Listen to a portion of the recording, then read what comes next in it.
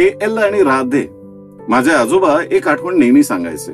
आजोबा दिल्लीहून मुंबईला रेल्वेनं चाललेले. 1942-43 चा सुमार असेल. त्यांच्या समोर KL सैगल बसलेले. KL हिंदी फिल्म इंडस्ट्रीचा त्या काळचा सुपरस्टार.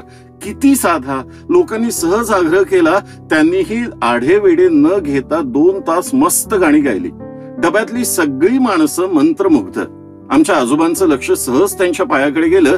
त्यांच्या पायात चर्र चर्र वाजणारे चढाव होते. आजोबांना फार आवडले. लाहोरच्या कुठल्या तरी स्पेशल दुकानातून आणले होते त्यांनी. जाता जाता KLजींनी माझ्या आजोबांचा मुंबईतला पत्ता आणि पायाचं माप डायरीत लिहून ठेवलं. 2 महिन्यांनी आमच्या आजोबांना एक पार्सल मिळालं. डिट्टो तसेच लाहोरी चढाव. 1.5 महिन्यापूर्वीची गोष्ट सांगतो. सकाळचे 7:15 गांधी भवन समोरचा रस्ता. एक गाडी रिव्हर्स मध्ये येत होती. पांढरी दाढी, चेहरा ओळखीचा. अरे, हे तर आपले राहुल देशपांडे. काच उघडी. Good morning राहुलराव. मी आपली खूप जुनी ओळख असल्यासारखी साथ घातली. Good morning. तिकडून सहज रिप्लाय आला. अर्ध्या मिनिटाची ग्रेट भेट. ग्रेट माणसं साधी असली ना की त्यांचा ग्रेटनेस अनेक पटीनं वाढतो.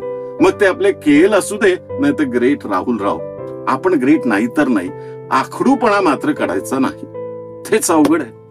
धन्यवाद.